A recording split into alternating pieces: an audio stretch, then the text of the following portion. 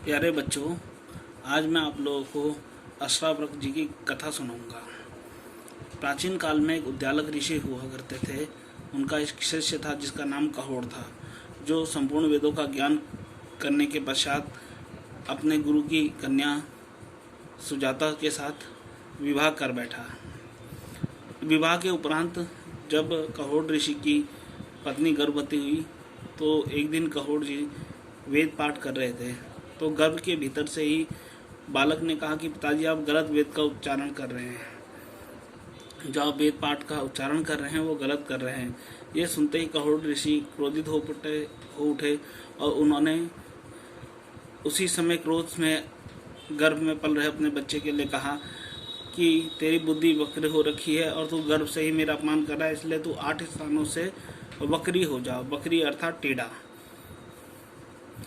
एक दिन इस घटना के कुछ समय पश्चात कहोड़ ऋषि राजा जनक के दरबार में पहुंचे, जहां उन्होंने बंदी से शास्त्रार्थ किया।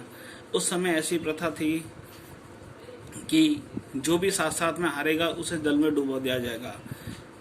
तो कहोड़ ऋषि को भी जल में डुबो दिया गया। उनके जल में डूबने के कुछ समय बाद ही इस घटना के बाद अष्टावक्र जी का जन्म हुआ।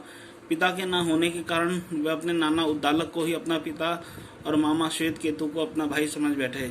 एक दिन जब वे उद्दालक की गोद में बैठे हुए थे अपने नाना की, तो श्वेत केतु ने उन्हें कहा कि तू यहाँ से हट जा, ये तेरे पिता की गोद नहीं है, ये मेरे पिता की गोद है और ये तेरे नाना है।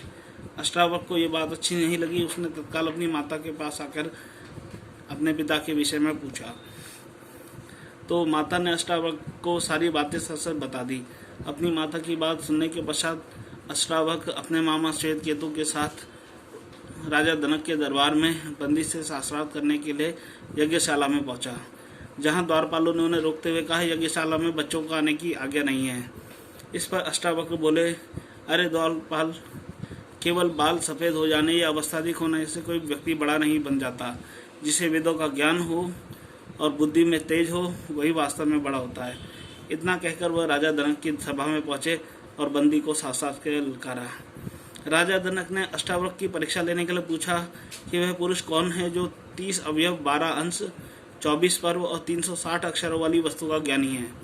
राजा जनक के प्रश्न को सुनते ही अष्टावक्र ने बोला, राजन, 24 पक्षों वाला, 6 ऋतुओं वाला, 12 महीनों वाला तथा 360 दिनों वाला संवत्सर आपकी रक्षा करे।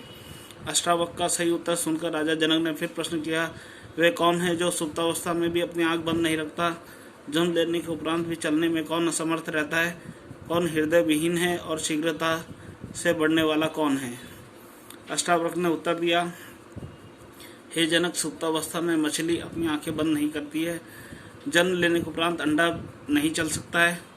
पत्थर हृदयहीन होता है और वेग से बढ़ने वाली नदी होती है।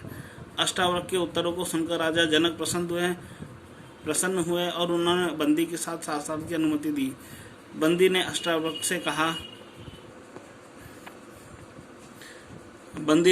से कहा कि एक सूर्य सारे संसार को प्रकाशित करता है। देवराज इंद्र एक ही वीर हैं तथा यमराज भी एक ही हैं। अष्टावक्र बोले कि इंद्र और अग्नि 2 देवता हैं, नारद तथा पर्वत 2 देवर्षि हैं, अश्विनी कुमार भी 2 हैं, रथ के 2 पहिए होते हैं और पति पत्नी 2 सहचर होते हैं। बंदी ने कहा, संसार 3 प्रकार से जन्म धारण करता है। कर्मों का प्रतिपादन 3 वेद करते हैं, तीनों काल में यज्ञ होता है और 3 लोक तथा 3 द्युतियाँ होती हैं। अष्टावक्र बोले, आश्रम 4 हैं, वर्ण 4 हैं, दिशाएं 4 हैं और ओंकार, आकार, उकार तथा मकार, ये वाणी के 4 प्रकार हैं। बंदी ने कहा, यज्ञ 5 प्रकार के होते हैं। यज्ञ की अग्नि 5 है, ज्ञानेंद्रियाँ 5 हैं, पंच दिशाओं की अप्सराएं 5 हैं, पवित्र नदियाँ 5 हैं तथा पंक्ति छंद में 5 होती हैं। अष्टावक्र बोले कि दक्षिणा में 6 गौएं देना उत्तम है, रुतें 6 होती है, मन सहित इंद्रियां 6 हैं, कीर्तिकाएँ 6 होती हैं और साधस्क भी 6 ही होते हैं। बंदी ने कहा कि पालतू पशु 7 उत्तम होते हैं और वन्य पशु भी 7 उत्तम छंद हैं, सप्तऋषि 7 हैं, वीणा में तार भी 7 ही होते हैं। अष्टावक्र बोले, 8 वसु हैं तथा यज्ञ के स्तंभक कोण भी 8 होते हैं। बंदी ने कहा कि पितृयज्ञ में संविधा 9 छोड़ी जाती हैं, प्रकृति 9 प्रकार की होती, तथा बृहति छंद में अक्षर भी 9 होते हैं। अष्टावक्र बोले कि दिशाएं 10 हैं तत्वज्ञ 10 होते हैं, बच्चा 10 माह में होता है और दहाई में भी 10 ही होता है। बंदी ने कहा 11 में रुद्र हैं और यज्ञ में 11 स्तंभ होते हैं और पशुओं की 11 इंद्रियां होती है। अष्टावक्र बोले कि 12 आदित्य होते हैं, 12 दिन का प्रकृति यज्ञ होता है। जगती छंद में 12 अक्षर होते हैं और वर्ष में 12 मास ही होते हैं। बंदी ने कहा त्रयोदशी उत्तम है, पृथ्वी पर 13 द्वीप है। इतना कहते बंदी श्लोक की अगली पंक्ति भूल गया और चुप हो गया। इस पर अष्टावक्र ने श्लोक पूरा करते हुए कहा वेदों में 13 अक्षर वाले छंद अति छंद कहलाते हैं और अग्नि, वायु तथा सूर्य तीनों 13 दिन वाले यज्ञ में व्याप्त होते हैं। इस प्रकार से शास्त्रार्थ में बंदी की हार हो जाने पर अष्टावक्र ने कहा राजन ये हार गया, अतएव इसे भी जल में डुबो दिया जाए। तब बंदी बोला हे महाराज, मैं वरुण का पुत्र हूँ, वरुण देवता का, और मैंने सारे हुए ब्राह्मणों को अपने पिता के पास भेज दिया। मैं अभी उन सबको आपके समक्ष उपस्थित करता हूँ।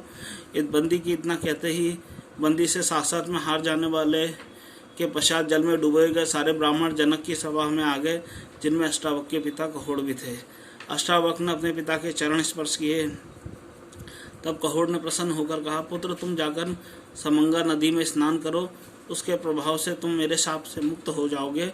तब अष्टावक्र ने इसी स्थान पर आकर समंगा नदी में स्नान किया और उनके सारे वक्र अंग सीधे हो गए। प्यारे बच्चों, अष्टावक्र की कथा हमें धैर्यवान बनाने के साथ साथ गुण आग्रही बनने की भी सीख देती है। साथ ही साथ हमें ये भी समझना चाहिए कि जब हम किसी भारी समस्याओं से घिरते हैं तो बेहद निराश हो जाते हैं और यही निराशा धीरे धीरे हताशा में परिणित हो जाती है। हम उनसे लड़ने के बजाय दूसरों के दोष देने में लग जाते हैं और दुख को प्राप्त करते हैं। किंतु ऐसे भी लोग हुए हैं जिन्होंने घोर निराशा की स्थिति को इतना सकारात्मक बना दिया है कि हजारों साल बाद भी लोग उनकी मिसाल दिया करते हैं। ऐसी ही मिसाल अद्वैत वेदांत के महत्वपूर्ण ग्रंथ अष्टावक्र गीता के रचयिता ऋषि अष्टावक्र की थी। आज हम लोगों ने अष्टावक्र के बारे में कथा पढ़ी और जाना कि दिव्यांग होते हुए भी उन्होंने अपनी विद्वता से जग प्रसिद्ध हुए हैं। तो प्यारे बच्चों, दिव्यांगता को हमने अभिशाप नहीं मानना है। हमें अपनी दिव्यांगता को से ये साबित करना है कि दिव्यांग होने पर भी हम अपनी विद्वता के कारण समाज में जाने जाएं।